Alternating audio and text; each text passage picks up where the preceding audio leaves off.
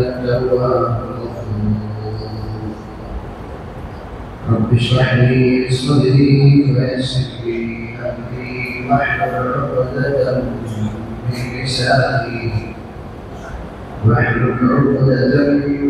لساني يفقهوا قولي.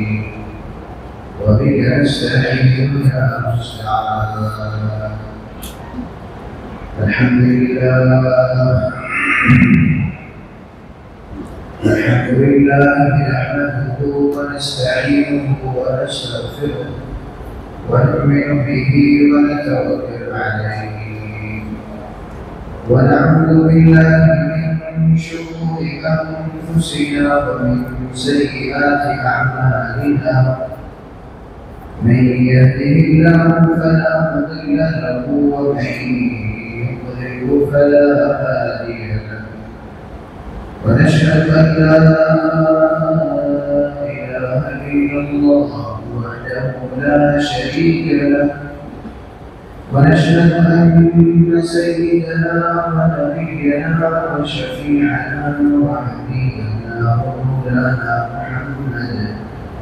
ومولانا محمدا عبده ورسوله. أرسله بالحق بشيرا ونذيرا وداعيا إلى الله بإذنه وسراجا منيرا.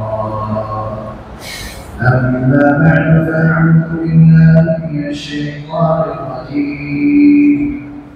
بسم الله الرحمن الرحيم. إن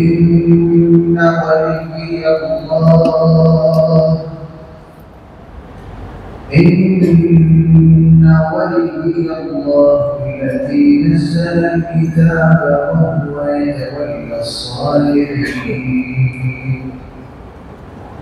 والذين تدعون من دونه لا يستطيعون نصركم ولا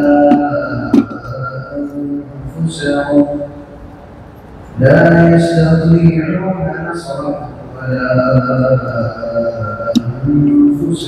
ينصرون. آمنت بالله صدق الله مولانا العلي العظيم. وصدق رسوله النبي الأمي الكريم. ونحن على ذلك من الشاهدين والشاكرين. والحمد لله رب العالمين.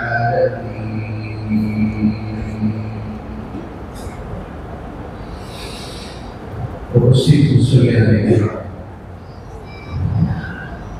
محترم سامعين في يوم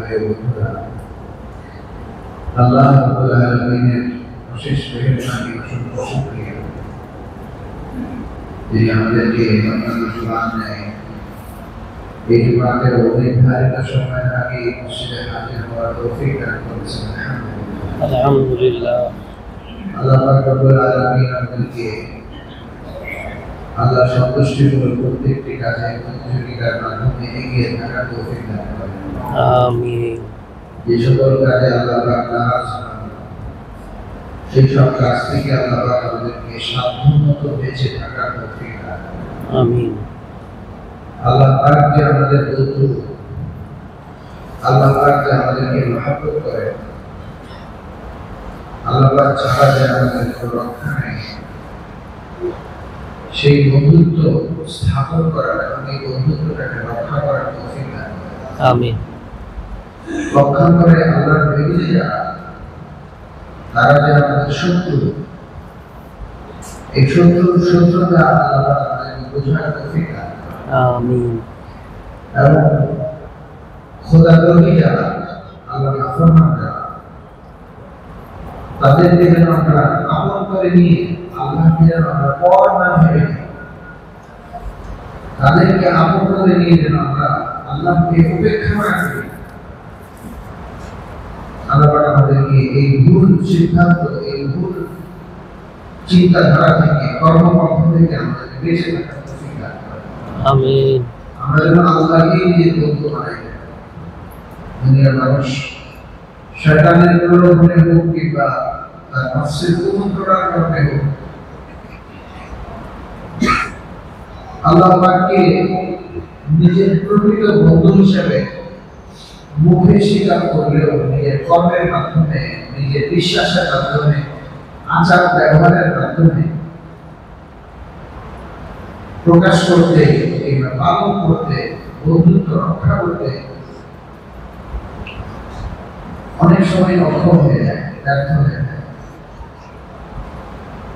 আমরা গত সপ্তাহের আলোচনার সাথে আজকের আলোচনার সূত্র ধরে কোন সূত্র ধরে আলোচনা করতে চাও। দুনিয়ার মুখে সর্ববয়সের লোক, সর্ববয়সের পুরুষ এবং সর্ববয়সের মহিলাদেরকে বিপদগামী করার জন্য বিশ্বাসের দিক থেকে হোক, চরিত্রের দিক থেকে হোক, আয়োজনের দিক থেকে হোক, চিন্তা ভাবনার দিক থেকে হোক, তাকে সুযোগ পথ থেকে সরানোর জন্য যত রকমের ষড়যন্ত্র প্রয়োজন সব ষড়যন্ত্র মানুষ শয়তান এবং শয়তানের দোষণা করে যাচ্ছে। আমরা গত সপ্তাহে আলোচনা করেছিলাম রাসূল পাক সাল্লাল্লাহু আলাইহি ওয়াসাল্লাম বলেছেন, তুমি তোমার লজ্জাস্থানের জামানত দাও যে এটার অপব্যবহার করবে না। তুমি তোমার জবানের জামানত দাও এটা দিয়ে তুমি ভুল কোনো কাজ করবে না। তোমার দ্বারা কেউ কষ্ট পাবে না। তোমার হাত, তোমার পা, তোমার আচার ব্যবহারের জামানত দাও যে এর মাধ্যমে কেউ কোনো কষ্ট পাবে না। তোমাকে জান্নাতের জামানত দিয়ে দেব। আজকে পৃথিবীতে এই লজ্জাস্থানের এই জামানত নষ্ট করার জন্য যত রকমের সাবধান দরকার এবং মানুষের পুরুষ হোক মহিলা তাদের জৈবিক চাহিদার মধ্যে উৎপাদনা সৃষ্টি করার জন্য, ঢেউ তোলার জন্য যত রকমের উপায় উপকরণ সরঞ্জাম উপস্থিত করা প্রয়োজন সব ব্যবস্থা করা হয়েছে। কিন্তু মানুষ যখন আল্লাহর কথা শুনবে, আল্লাহ রাসূলের কথা শুনবে, তখন তিনি তার চেতনা ফিরে আসে, তার চিন্তা ধারণা যদি সঠিক পথে চলে আসে যে আমার বন্ধু তো আল্লাহ, আমার বন্ধু তো এই লোক না যে লোক আমার চরিত্র ভ্রমণের জন্য চিন্তা ভাবনা করছে। আমার বন্ধু তো সে হতে পারে না যে লোক আমাকে সুদ খাওয়ার জন্য, সুদি কারবার করানোর জন্য ব্যবস্থা তৈরি করছে। আমার বন্ধু তো সে হতে পারে না যে ব্যক্তি আমাকে ঘুষের প্রচলনের মধ্যে ডুবিয়ে দেওয়ার জন্য ষড়যন্ত্র করে যাচ্ছে। আমার বন্ধু সে কখনো হতে পারে না যে আমার এবং আমার সন্তানের মাঝখানে, আমার এবং আমার স্ত্রীর মাঝখানে, আমার এবং আমার ভাই বোনদের মাঝখানে, আমার এবং আমার বাবা মায়ের মাঝখানে, আমার এবং আমার প্রতিবেশীর মাঝখানে, আমার এবং আমার নিম্ন আয়ের লোকের মাঝখানে, আমার এবং আমার থেকে উচ্চ আয়ের লোকের মাঝখানে, আমার এবং আমার দিনী ভাইয়ের মাঝখানে, আমার এবং আমার সন্তানের মাঝখানে পার্থক্য সৃষ্টি করে দেয়, বৈষম্য সৃষ্টি করে দেয়, তখন আমরা বন্ধু হতে পারি না। এই জিনিসটাকে কোনো মানুষ নিজের চেতনাকে ফিরে পেয়ে যদি এই জিনিসটাকে বুঝে ফেলতে পারে, দুনিয়ার কোনো কিছু তাকে ভুল পথে নিতে পারবে না। আপনি যদি বলেন যে হুজুর এই ঘটনালিকা প্রকারে আজকে এই দুনিয়াতে ট্রেন্ড চলছে, এই ট্রেন্ডের মধ্যে সঠিক পথে থাকা সম্ভব না, তাহলে বলতে হবে যে আল্লাহ তাআলা যে আমাদেরকে সূরা ফাতিহার মধ্যে ইহদিনাস সিরাতাল মুস্তাকিম শিখালেন, এটা মনে হয় অপরিণাম দর্শিত নাকি? নাউযুবিল্লাহ। ইহদিনাস সিরাতাল মুস্তাকিম আমরা প্রত্যেকটা ওয়াজে তেলাওয়াত করেছি, প্রত্যেকটা ওয়াজে তেলাওয়াত।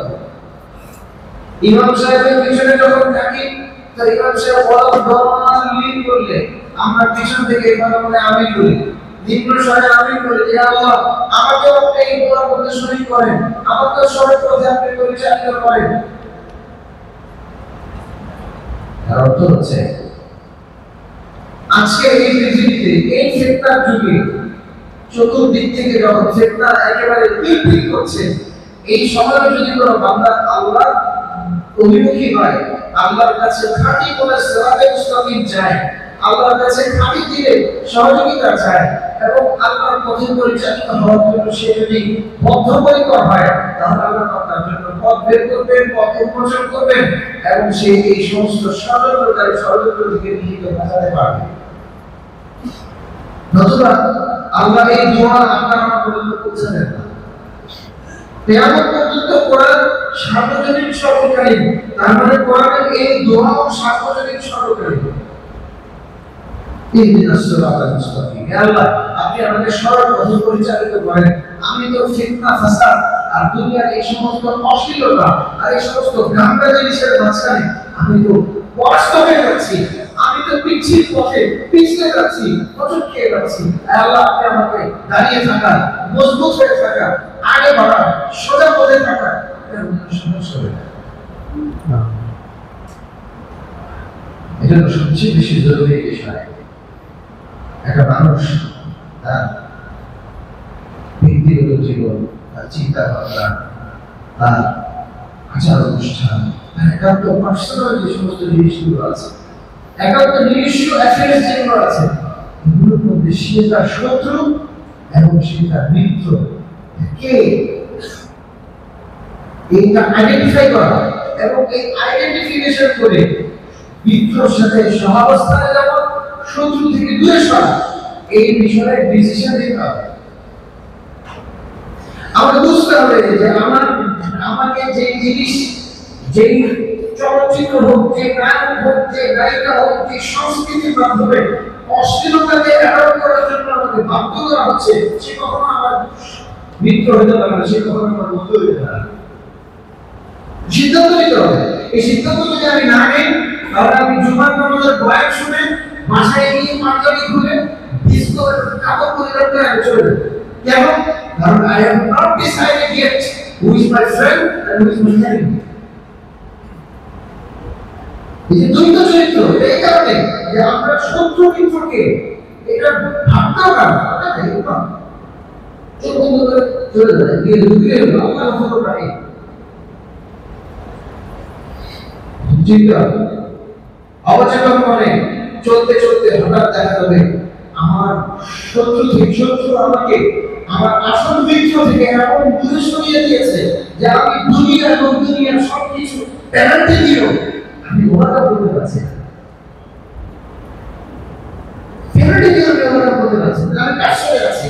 আমি কি আমার আসল বন্ধুর সাথে আছি নাকি আমি আমার শত্রুর সাথে আছি যে আমার সবকিছু তছনছ করার জন্য আল্লাহর কাছ থেকে দায়বদ্ধতা নিয়ে, আল্লাহর কাছ থেকে সে ওই অথরিটি নিয়ে সে আমাকে বিচ্যুত করার জন্য ওই বিষয় নিয়ে এসে আমার চারপাশে ঘুরু করছে। বোঝা দরকার, যদি আমরা না বুঝি তাহলে আমরা সব আমাদের জন্য সুযোগ না সমস্যা। আমাকে এই জিনিসটা বুঝতে হবে, আমাকে যদি কেউ আল্লাহর ফরজ বিধান থেকে সরায়, আল্লাহর কটাক্ষ বিধান থেকে সরায়, হোক সে আমার বাবা, হোক সে আমার মা, হোক সে আমার ভাই, হোক সে আমার সমাজ, হোক সে আমার ইগো, হোক সে আমার স্ত্রী, হোক সে আমার সন্তান, হোক সে আমার সবচেয়ে মহত্বপূর্ণ ব্যক্তিত্ব, সে যদি আমাকে আল্লাহর ফরজ বিধান থেকে সরায়, বুঝতে হবে যে সে সঠিক পথে নাই, সে আল্লাহর কোন শত্রুর দ্বারা, সে শয়তানের দ্বারা ব্যবহৃত হয়ে সে আমাকে ওই শয়তানের পথে নেওয়ার জন্য চেষ্টা করছে। বুঝতে হবে। আমি বলি যে না হুজুর আমার বাবার বিরুদ্ধে চলে যাবো, আমার মায়ের বিরুদ্ধে চলে যাবো, আমার স্ত্রীর বিরুদ্ধে চলে যাবো, আমাদের প্রশ্ন এটা চলে আসবে যে আল্লাহর ফরজ বিধানের ক্ষেত্রে বাবা বড় না আল্লাহ বড়? আল্লাহর অকাট্য বিধানের ক্ষেত্রে মা বড় না আল্লাহ বড়? আল্লাহর অকাট্য বিধানের ক্ষেত্রে স্ত্রী বড় না আল্লাহ বড়? আল্লাহ বলেছেন সুদ খেলে তোমার বিরুদ্ধে যুদ্ধ ঘোষণা হবে, আর স্ত্রী বলছে তুমি বসিলায় থাকো, তোমার অফিস থেকে যদি তুমি লোক না পেলে তুমি ইকবাল করে থাকতে পারো। সুদি কারবারে ঢুকে তুমি ইকবাল করে বাসা নিয়ে নাও, আমরা একটা উন্নত লাইফের সবার মধ্যে আমরা থাকতে পারবো। আল্লাহ শুনবো বলে আল্লাহ শুনবো, আল্লাহ শুনলে আল্লাহ বলে তুমি শুনতে যাও না, তুমি শুনতে যাও তোমার বিরুদ্ধে যুদ্ধ করবে, তুমি বরকত থেকে বঞ্চিত হয়ে যাবা। এই সুদ তোমাকে জায়গায় জায়গায় ক্ষতি করতে ফেলবে, এই সম্পদ তোমার কল্যাণে আসবে না। যাদের জন্য এই সম্পদ করছো তাদের থেকে তুমি ভালো কোনো রিটার্ন পাবে না, তারাই তোমাকে গালি দিবে। এই সূচনা খারাপ, এই সমাপ্তি মারাত্মক খারাপ, আমরা তো এটার মধ্যে নেব না। কিন্তু স্ত্রীর মরণের জন্য স্বামী আল্লাহর এই অকাট্য বিধানকে ইগনোর করে পুরা করলে গিয়ে তখন এর মধ্যে ঝাঁপ দেয়। ঝাঁপ দেওয়ার সময় কিন্তু মনে লাগে আমি আমার পরিবারকে স্ট্যাবলিশ করার জন্য, আমার স্ট্যাটাসকে উন্নত করার জন্য আল্লাহর বিরুদ্ধে কথা আল্লাহ মাফ করুন। এরকম যেখানে কিছু ঠাকুর ঠাকুর বেড়ে যান মাফ করুন। আমি যে চোখ বন্ধ করে পাবে না যে তুমিও চোখ বন্ধ করে আমার কাছে আছে, কিন্তু এটা সমাপ্তি কি? What is the end? এর বহু লোক আছেন যারা লোক দিচ্ছে, বহু লোক আছেন যারা লোকের সাগরে হাবুডুবু খাচ্ছেন এবং লোকের ডিজাস্টার সহ্য করতে করতে হাবুদাস করছেন। জিজ্ঞাসা করেন ভাই আপনি লোন নেওয়ার পরে কি শান্তি পাইলেন না পাইলেন না? সে বলবে ভাই না নিলেই ভালো। সেমন একটা পজিশনে চলে গেছে, মানে বমিও করতে পারি না, হজম করতে পারি না। আল্লাহর বিরুদ্ধে যে যাবে সে যেখানেই চলে যায় সে শান্তি পাবে না, সে শান্তি পাবে না। যে আল্লাহর বিরুদ্ধে যুদ্ধে নামবে, যে হারামের মধ্যে লিপ্ত হবে, যে গুনাহের মধ্যে লিপ্ত হবে, সে নামাজকে ছেড়ে দিবে, যে আল্লাহর অত্যন্ত বিধানকে ছেড়ে দিবে, সে যা করে দেবে, সে যত শান্তির জায়গায় চলে যায়। এই জন্য আমার আপনার বোন থেকে সিদ্ধান্ত নেওয়ার বিষয়, আমার বন্ধুকে শত্রুকে অদ্ভুত বিষয় আছে। এমন অনেক বাবা মা আছে যারা তাদের সন্তানরা 5 ওয়াক্ত নামাজ পড়তে পছন্দ করে, 5 ওয়াক্ত ফরজ নামাজ পড়তে এটা পছন্দ করে না। একটা ছেলে 5 ওয়াক্ত নামাজ পড়তে যাচ্ছে, তার বাবা মা এই বিষয়ে তাকে অনুমতি দিতে নারাজ। তাহলে কি বলতে হবে? এই বাবা মা এই সন্তানের হিতাকাঙ্ক্ষী নাকি এই সন্তানের ধ্বংসের চিন্তা করছে? ধ্বংসের চিন্তা করছে। যে বাবা মা নিজের সন্তানকে আল্লাহ থেকে দূরে সরায়, দুনিয়ার সবচেয়ে উন্নত জীবিকার ব্যবস্থা করতে চায়, সেই বাবা মা অস্বীকারের সন্তানের জন্য কল্যাণ করে না। আপনারা বলতে হবে কল্যাণকামী হইল, কল্যাণকামিতা কাকে বলে? এই বাবা মার বুঝ হয় নাই, যার কারণে সে কল্যাণকামিতার রংটা গায়ে করছে। সে মনে করছে যে এই বাবা এই সন্তানকে যদি উন্নত জীবন সরবরাহ করি তাহলেই তার কল্যাণকামিতা হবে। বাস্তবতা হচ্ছে এর চেয়ে বেশি গুরুত্ব দেওয়া দরকার ছিল, এক্সারসাইজ করা দরকার ছিল। বাবা তুমি তোমাকে আল্লাহর সাথে সম্পৃক্ত করো, তুমি আল্লাহর সাথে relate yourself with Allah, communicate with Allah. যে আয়াতটি তেলাওয়াত করেছি সম্ভব হলে আগে পড়ার আয়াতগুলো দেখে নিন। সূরা আরাফের 196-97 নম্বর আয়াত তেলাওয়াত করেছি। এর আগের আয়াতটা আরো চমৎকার। হে মানুষ, তোমরা আল্লাহকে বাদ দিয়ে যার পিছনে দৌড়াচ্ছ, যাকে ডাকো, তারাও তোমাদের মতোই আল্লাহর অধীনস্থ বান্দা। তোমাদের মতোই আল্লাহর অধীনস্থ হয় বান্দা, আমরা আল্লাহর সৃষ্টি। তারা আল্লাহর বড়াই থেকে বের হতে পারবে। আল্লাহ এটা বুঝাতে চাচ্ছেন। মানুষ মূর্তি পূজা করে, এটা মূলত ফোকাস হচ্ছে মূর্তি পূজার দিকে। মূলত ফোকাস এই আয়াতের মূল ফোকাস হচ্ছে মূর্তি পূজার দিকে। আরে তুমি আর ইবাদত করছো, তারপর পাই নেই, সেটা হাঁটতেই পারে না। তারপর হাতে নেই যে হাতে এসে ধরবে, তারপর কানে নেই যে কান থেকে শুনবে, তার তো চোখই নেই যে চোখ দিয়ে সে দেখবে আল্লাহু আরজুলুন ইয়ামশুনা বিহা আমলাহু আইদিন ইয়ামশুনা বিহা আমলাহু আ'ইনুন ইউবসিরুনা বিহা আমলাহু আযানুন ইয়াসমাউনা বিহা। এই চোখ, কান, হাত, পা, এই চারটা কথা এই আয়াতের মধ্যে আছে। আমরা সূরা আরাফের 195 নম্বর আয়াতে আছে।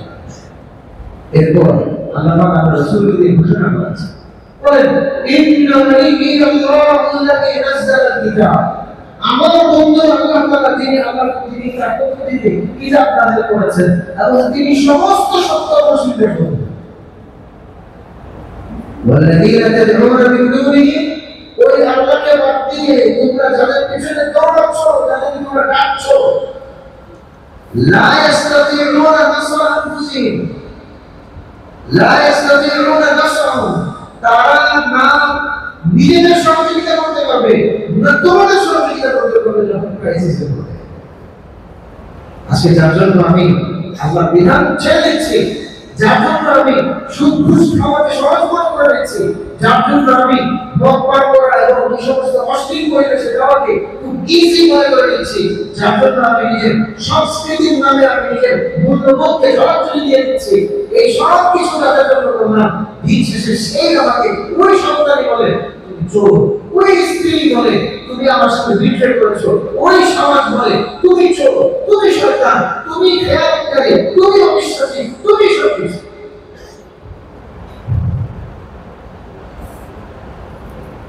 নিজেই সব, যার জন্য আমি প্রমাণী আছে, যার জন্য চুরি করলাম সেই করেছো,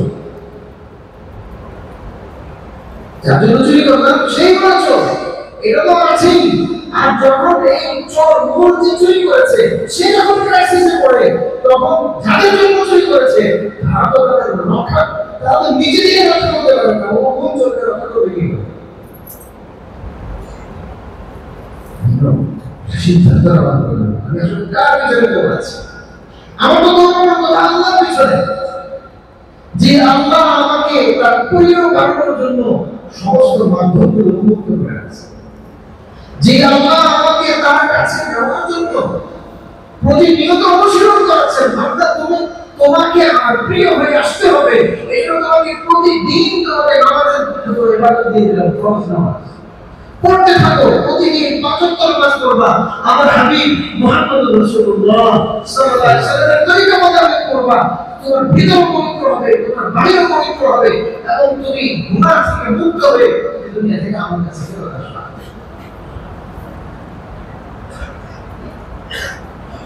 আল্লাহর মহব্বতে ওই তার মহব্বতে যদি আমরা নিজেদেরকে ক্ষয় করতে না পারি, আর কার মহব্বতে হবে? তিনি তো আমাদেরকে দিচ্ছেন, তিনি আমরা তার হুকুমে দুনিয়াতে আছি, তার হুকুমে আমরা দুনিয়া থেকে ফেরত দিই। কি আজীব বিষয় আল্লাহর মহব্বত, যে আল্লাহ আপনাকে আমাকে ফেরত দিবেন, তো ফেরত দেওয়ার আগে আমরা তোমাকে আমি ফেরত দেব, তুমি যেভাবে নিঃস্ব অবস্থায় দুনিয়া থেকে আবার ফেরত আসবে, জাস্ট একটা রিহার্সাল করে আসো। এই হজ কিন্তু হচ্ছে মৃত্যুর রিহার্সাল, মৃত্যুর rehearsal, a journey before the final journey। জীবনের শেষ ভ্রমণের আগে, জীবনের শেষ যাত্রা হচ্ছে মানুষ দুনিয়া ত্যাগ করে কাফনের কাপড়ের ভিতরে ঢুকে আল্লাহর কাছে চলে যাবে। আল্লাহ যাদেরকে সামর্থ্য দিয়েছেন তাদেরকে হজ করিয়ে ওই শেষ সফরের প্র্যাকটিস করাচ্ছে।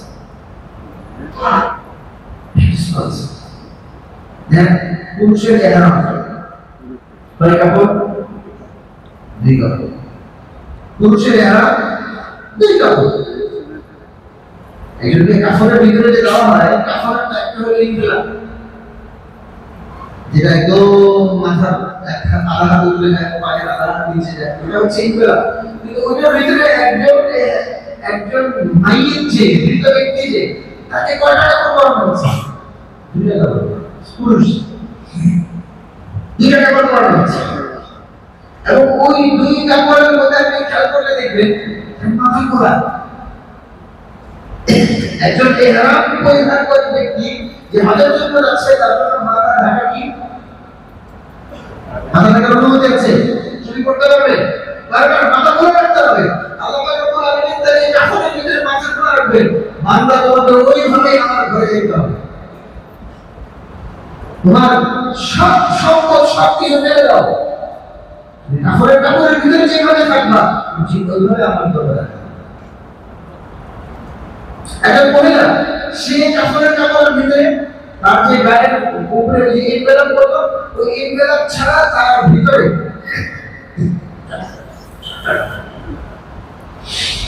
এই মহিলা যখন হজের জন্য যায় তখন তার জন্য চেহারার সাথে লেগে থাকে এরকম কোনো কাপড় পরিধান করা নিষেধ। যেন আমাদের মা বোনরা যারা পর্দা করে তারা এই সময় এমন একটা ক্যাপ ব্যবহার করে, টেনিস প্লেয়ারদের যে ক্যাপ আছে মাথা খোলা, ওই ক্যাপ ব্যবহার করে ওটার উপর দিয়ে নিজের নেকাবের কাপড়টা ছেড়ে দেন, যেন পর্দাও রক্ষা হয় আবার চেহারার সাথে যেন লেগে না থাকে। মৌলিক বিধান হচ্ছে চেহারার সাথে লেগে থাকবে এমন কোনো কাপড় পরিধান করা যাবে না। কাপড় পরে আনবেন তাকে কাপড়ের ভিতরেও ওই চেহারা খোলা ওই সিস্টেমে গেছে। ওটা করতে পারবে সে, কাপড়ের ভিতরে তাকে ওটা পরানো হবে, তাকে স্কার্ফের মতো পরানো হবে, কিন্তু সে ফেস ঢাকতে পারবে না কাপড়ের ভিতরে। সে হাতের মধ্যেও তার ফেস ঢাকে, কাপড় লেগে থাকে, এরকম কাপড় শিখতে পারবে। আসলে আমরা তোমার ভিতরে তুমি রিহার্সাল করো, তুমি আমার কাছে আসো, এটা বলি তো ঘুরো, লব্বাইক আল্লাহুম্মা লব্বাইক লব্বাইক লা শারীকা লাক লব্বাইক ইন্নাল হামদা ওয়ান নি'মাতা লাক ওয়াল মুলক লা শারীকা লাক। তালবিয়া পড়তে থাকো, তুমি তালবিয়া পড়ছো, তোমার বাবা তালবিয়া পড়েছে, তার বাবা তালবিয়া পড়েছে, বড় বড় আল্লাহ ওলিরা তালবিয়া পড়েছে, সাহাবায়ে কেরাম তালবিয়া পড়েছেন, নবীরা তালবিয়া পড়েছেন, রাসূলরা তালবিয়া পড়েছেন, মুসা আলাইহিস সালাম তালবিয়া পড়েছেন। তুমি তালবিয়া পড়বা, আসো এখানে হাঁটো, এখানে তাওয়াফ করো, এখানে সাই করো, আরফার ময়দানে যাও, মুজদালিফায় যাও, খোলা আকাশের নিচে নিজের সবকিছু ভুলে গিয়ে তুমি ধরি, তোমার অনেক সম্পদ আছে, তোমার বিছানা আছে, তোমার গাড়ি আছে, তোমার এসি আছে, forget everything, forget yourself, তুমি মাটিতে ঘুমাও, আল্লাহর জন্য নিজেকে ক্লান্ত করো, আল্লাহর মহব্বতে তুমি কাতর হয়ে যাও।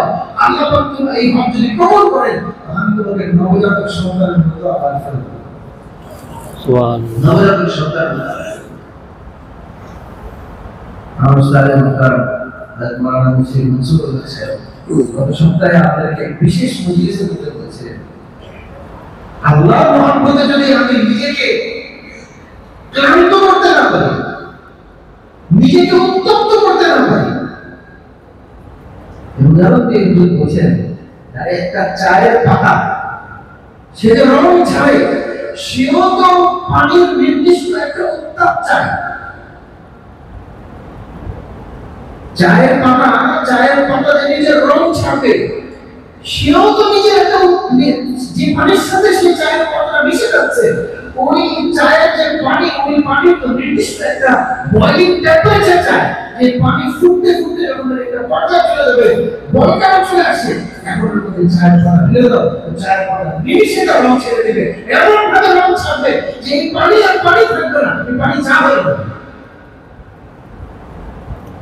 আল্লাহর মাধ্যমে যখন আমি নিজেকে উত্তপ্ত করবো, নিজেকে ক্লান্ত করবো, নিজেকে বিছিয়ে দিব, নিজেকে বিলিয়ে দিব, তো আল্লাহ যখন তার মাগফিরাতের, তার দয়া, তার ইবাদতের, তার আনুগত্যের, তার ইখলাসের এমন রং ছাড়বে, হাদিসে পাকের মধ্যে আছে, বান্দা আমি তোমার চোখ হয়ে যাবো, যে চোখ দিয়ে তুমি দেখবা, আমি তোমার হাত হয়ে যাবো, যে হাত দিয়ে তুমি দেখবা, আমি তোমার মধ্যে মিশে যাবো।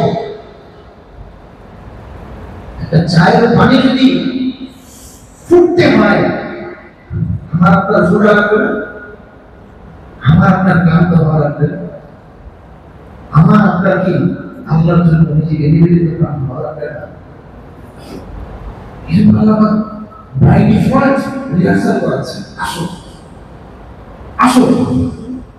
রাজিক বিষয়, আপনি অনেক টাকা পয়সা খরচ করে দিয়েছেন, আপনি 20 লক্ষ টাকা খরচ করে হয়ে যাচ্ছেন, আপনি 25 লক্ষ টাকা খরচ করে হয়ে যাচ্ছেন, তারপরেও কেমনে কেমনে একটা কষ্ট হয়ে যায়, কেমনে কেমনে একটা ঘাটতি হয়ে যায়,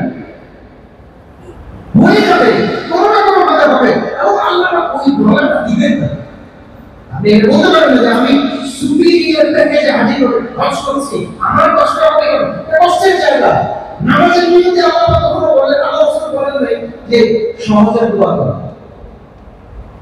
রোজা রাখার সময় আল্লাহ রাসূল বলেন নাই রোজা কেন সহজ হয়ে করো, যাকাত দেওয়ার সময় আল্লাহ রাসূল বলেন নাই যে যাকাত যেন সহজ হয়ে করো।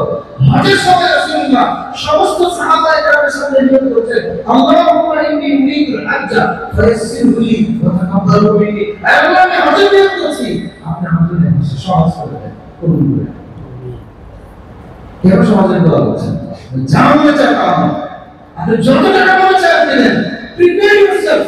আল্লাহ পাক নিজের মহব্বতে আপনাকে আমাকে উত্তপ্ত করাবেন, ক্লান্ত করাবেন। এখানে ক্লান্ত হওয়ার মধ্যে হচ্ছে সফলতা, ক্লান্ত হওয়ার মধ্যে হচ্ছে সফলতা। আল্লাহর জন্য ক্লান্ত হতে পারে, এর মধ্যে কোনো নজির নাই। মানুষ নিজের আমিত্বকে ভুলে যেতে গিয়ে দুনিয়ার পেছনে যারা দৌড়াচ্ছে, আমরা কথা শুনতে বলেছিলাম, আত্মহত্যা করে। গাড়ি হয়ে গেছে, গাড়ি হয়ে গেছে, সব হয়ে গেছে, ভালো লাগছে না, দুনিয়া ভালো লাগছে না, গ্রামের ভালো লাগছে না, লেখার ভালো লাগছে না, এই উন্নত জীবনযাত্রার ভালো লাগছে না, দুনিয়া প্রকৃতি আর ভালো লাগছে না, আত্মীয় স্বজন ভালো লাগছে না, আত্মহত্যা করে দেবে। আর আল্লাহর মহব্বত যখন তার ভিতরে ঢুকে, তো সে আল্লাহর জন্য চাপ দিতে থাকবে। আমি আমার নিজেকে উৎসর্গ করে দিলাম, কয়টা তীর লাগবে আমি তোমার জন্য নিজেকে বিদায় দেব। এজন্য নিজের শত্রু এবং নিজের মিত্র এটা ডিফাইন করতে হবে, এবং শত্রু থেকে নিরাপদ দূরত্ব রাখতে হবে। মিত্রের সাথে সহাবস্থানে, মানে যত বেশি সহাবস্থান সম্পর্ক গ্রহণ করতে হবে। কারণ আমাদের মিত্র এমন মিত্র, আমাদের অভিভাবক এমন অভিভাবক, আমাদের রব এমন রব, আমাদের আল্লাহ এমন সত্তা, যাকে এসকেপ আমরা করতে পারবো না, আর তার শত্রু করতে পারবো। কিন্তু তিনি আমাদেরকে মহব্বত করেন, এই জন্য বাই ডিফল্ট আমাদেরকে এমন ভাবে গুছিয়েছেন, সাজিয়েছেন। দুনিয়ার মানুষ বলবে তুমি দান করো কেন, দান করলে তো তোমার কমে যাবে। আল্লাহ বলেন তুমি দান করো, তোমার দুনিয়াতে বরকত দিবে, তোমার আখিরাতে বরকত দিবে। দুনিয়াতে বরকত দিবে, তোমার আখিরাতে বরকত দিবে।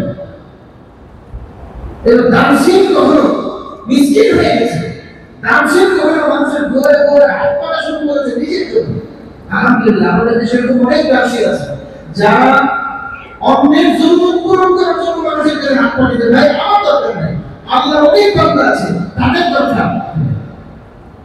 এটা দোষের না, কোন দানশীল ব্যক্তিকে এরকম পাওয়া যাবে না যে সে নিজের জন্য, কোন আল্লাহর ঘরের জিয়ারতকারী হাজী সাহেবকে এরকম সে পাওয়া যাবে না যে সে খালি দিন হজ করেছে, কবুল হজ করেছে, সে ফুটি নেই।